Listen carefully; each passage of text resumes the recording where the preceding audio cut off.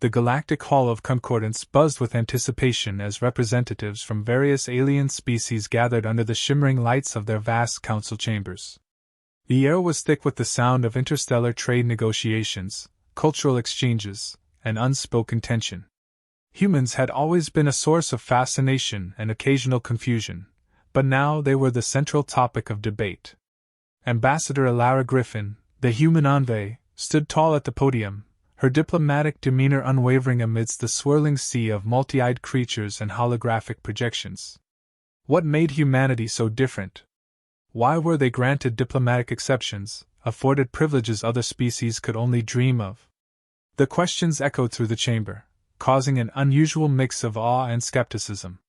Species that had long struggled to navigate the intricacies of interstellar diplomacy now had to grapple with the strange phenomenon of human adaptability. The room fell silent as Alara began. Her voice, clear and composed, carried across the vast space. "Humanity," she began, "has always been different." The word hung in the air like a weighty truth.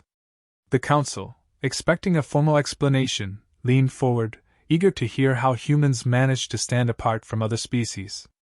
Alara explained how, despite their relatively short time in the galaxy, humans had an uncanny ability to survive and thrive in almost any environment. It wasn't just their physical resilience, but their creativity and willingness to embrace change that made them unique. In countless instances, human adaptability had become legendary, even when faced with the impossible. A reptilian delegate, their scales shimmering, interrupted. "But your species lacks the inherent telepathic connection or advanced technology that other civilizations boast. What makes you so special?" Alara responded without hesitation. "That's true. We've never relied solely on technology or innate abilities. What we bring to the table is a relentless drive to innovate, to learn from failure, and to never stop asking what if." She paused, her gaze sweeping across the room, locking eyes with each representative. "It's this resilience, the determination to persist, that many species seem to admire. Even fear." A chorus of murmurs followed. Some representatives exchanged cautious glances, others seemed more intrigued. Yet skepticism still lingered. What could such a flawed species, one that had stumbled and nearly extinguished itself, possibly offer to a galaxy far beyond their reach? As the debate continued, Alara reflected on the stakes humanity faced. In their brief existence, humans had gone from fractured tribes to global empires, and now they were pushing outward into the stars, forever evolving. But the cost of their survival had always been high. She knew the galaxy didn't fully understand their history, their failures, or the near apocalypse they had survived. Suddenly, a soft voice broke through the din. It was a gentle, hesitant voice, almost too quiet to be heard, but one that carried the weight of countless generations. "Could it be that humans are not the exception, but rather the rule?" Alara turned toward the source of the voice, a frail-looking, ancient being from a species long forgotten by the galaxy. The room fell silent again as this being continued. "You speak of humanity's resilience, their creativity. But what if this adaptability is not unique to them? What if it is a survival trait shared by many, if not all species, waiting to be awakened?" The chamber was now hushed, the galaxy's representatives contemplating the possibility. It was an unsettling notion. Could humanity's survival, their exceptional adaptability, simply be a reflection of a deeper, universal truth? Or was it, as Alara hoped, a strength humanity had learned to harness better than others? Alara knew the weight of these questions would linger long after the council dispersed. For now, however, the galaxy remained intrigued by humanity, their capacity to endure, and their ability to transform challenges into opportunities. The Council had granted humanity its diplomatic exceptions, but the future remained uncertain. The question of why continued to echo through space, searching for answers no one yet fully understood. The debate within the Galactic Hall of Concordance had intensified. Species from all corners of the galaxy were skeptical, questioning why humans, with their relatively primitive origins and lack of technological prowess, were granted unique diplomatic privileges. The argument wasn't about capability anymore, It was about perceived differences in approach to survival, adaptability, and the mysteries that surrounded humanity. Elara had expected some level of skepticism, but even she wasn't prepared for how deeply entrenched some species were in their own biases. As the reptilian delegate from the Nacre Council spoke again, their deep, rumbling voice resonated across the chamber. Your species thrives by brute force and inconsistency. What makes you think humans possess anything beyond the chaos that drives you? Elara, composed and steady, leaned forward, addressing the challenge. Brute force might have brought us through our earlier struggles, but it was adaptability that secured our survival. She paused, letting her words sink in.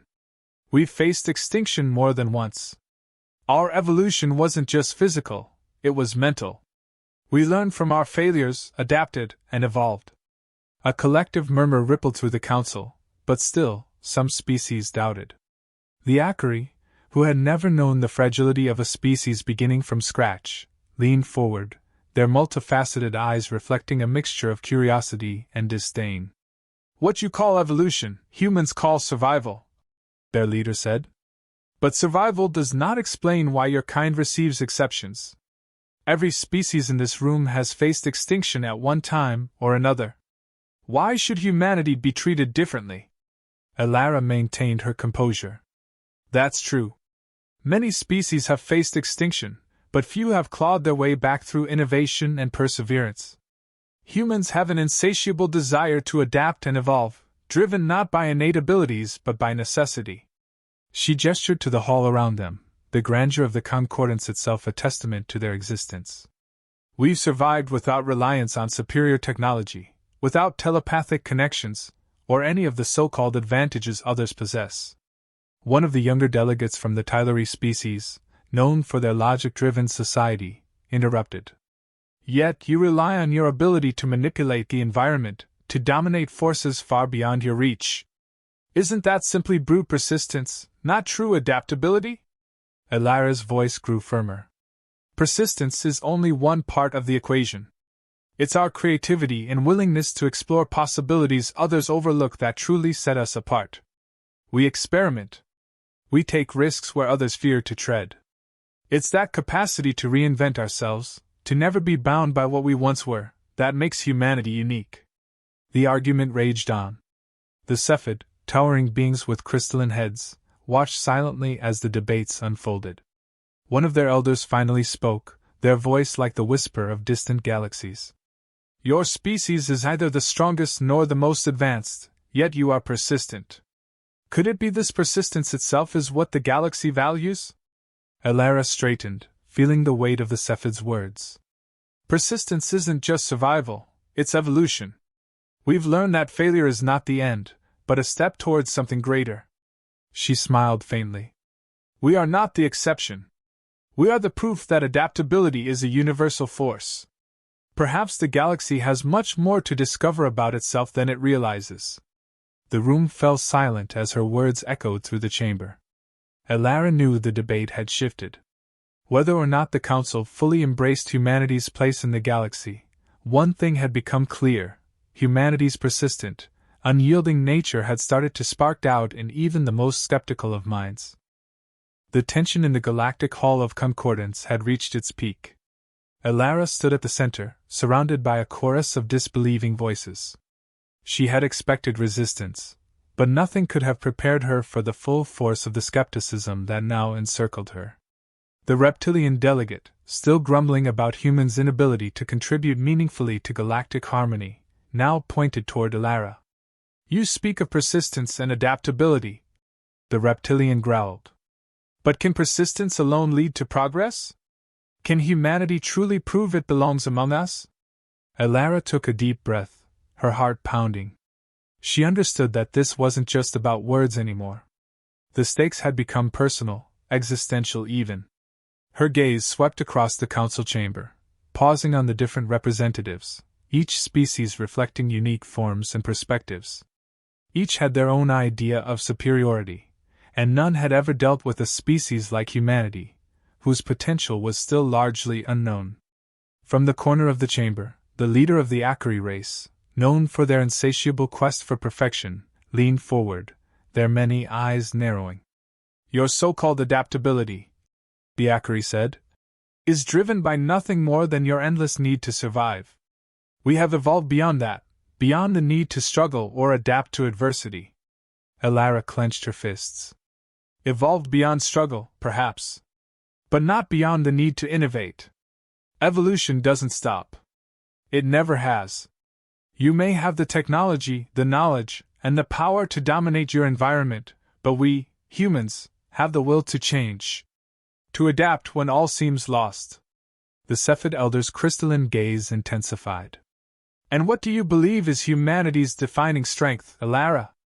Their voice cut through the rising noise like a cosmic whisper. Is it your capacity to endure, or something more fundamental? Elara didn't falter. It's our creativity, the ability to look beyond what exists. While others cling to what they know, we are driven by the unknown.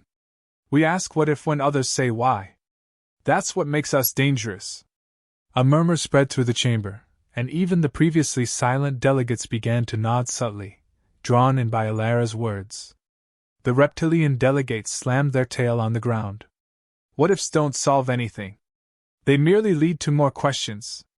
What humans fail to understand is the weight of consequences. Elara stepped closer. We understand the consequences. That's the difference. We learn from them. You see only obstacles, but we see opportunities. She turned to the rest of the council. Humanity doesn't fear failure, it thrives on it. Every challenge we've faced, we've turned into a new beginning. Suddenly, the atmosphere shifted. The once divided council was beginning to listen, not all, but enough. Elara could feel their doubts beginning to crack, replaced by something else, curiosity. The fear they had of humans wasn't just about their past, but about what they represented for the future. The Tylery delegate, with their logic-driven society, leaned forward. Your species is driven by need, they said, their voice steady. But needs alone do not sustain progress. It's reason and logic that guide us. Elara smiled. And we reason too, but we don't limit ourselves to what's logical. We explore. We dream. That's how we survive, and how we thrive. She gestured to the vastness of the galaxy beyond the windows. We don't rely on what we were given. We create our own path.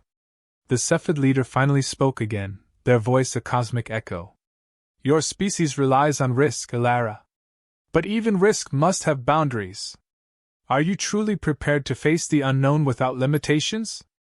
Elara stood tall, meeting their gaze. We are. And in that willingness, we'll find truths that others won't. For the first time, the council didn't respond with silence. A flicker of doubt had begun to creep into the minds of even the most resistant delegates. They had come here expecting an answer to why humans were granted diplomatic exceptions, but instead, they were beginning to wonder whether they had underestimated humanity entirely. The council chamber grew silent as Elara stepped back from the podium. The delegates were lost in thought, their once rigid beliefs wavering. After what felt like an eternity, the Tylery delegates spoke again, their voice thoughtful. You claim humanity is unique, driven by creativity and resilience, the Tylery said, their tone calm. But even your persistence cannot be infinite. What will happen when the stars themselves oppose you? Elara took a deep breath. When the stars oppose us, we will adapt. When the universe itself stands in our way, we will push forward. That's what humans do. The reptilian delegate hissed in response. And what of the costs? What of the destruction you've already caused? Your history is filled with conflict and chaos. Elara nodded. You're right. Our past is far from perfect. But we've learned from those mistakes. We've survived. That is not a weakness, it's a strength. The Cepheid elder finally leaned forward, their countless eyes narrowing. If humanity is to be allowed to continue, it will be on borrowed time. We grant you exceptions not out of admiration, but because we cannot afford to ignore your potential destruction. Elara met their gaze with quiet confidence. And with that power, we will ensure we never repeat the mistakes of the past. That is the promise we make. A moment of silence fell over the chamber, as the delegates mulled over Elara's words. Then, slowly, murmurs began to rise. Doubt was no longer the prevailing emotion. Curiosity and cautious acceptance crept into their minds. The reptilian delegate shifted, their voice calmer now. Perhaps, then, humanity is not a threat, but an enigma. One we have underestimated. The Tylery delegate, more thoughtful, spoke again. Your resilience cannot be denied. But are we not simply allowing chaos to be upheld under the guise of progress? Alara's expression softened. You see chaos as a threat. We see it as the birthplace of possibilities. The difference is in how we respond. As the conversation unfolded, the once stark divisions began to blur. Slowly, the council members found themselves reconsidering their positions, some openly admitting their uncertainties. Finally, after what seemed like an eternity, the Cepheid leader broke the silence once more. We will allow your people exceptions. But remember, humanity will not be given limitless trust. Prove your worth, and earn your place in the galaxy. Alara bowed her head slightly. We will prove it, not by words but by deeds. Humanity will thrive, not by what we were, but by what we can become. With that, the council members, though still wary, began to rise from their seats, signaling a tentative shift in their once unyielding stance. In the quiet that followed, Alara knew that humanity had taken a crucial step, one fraught with uncertainty, but one that carried the potential for both triumph and transformation. The stars no longer seemed so distant. They were within reach.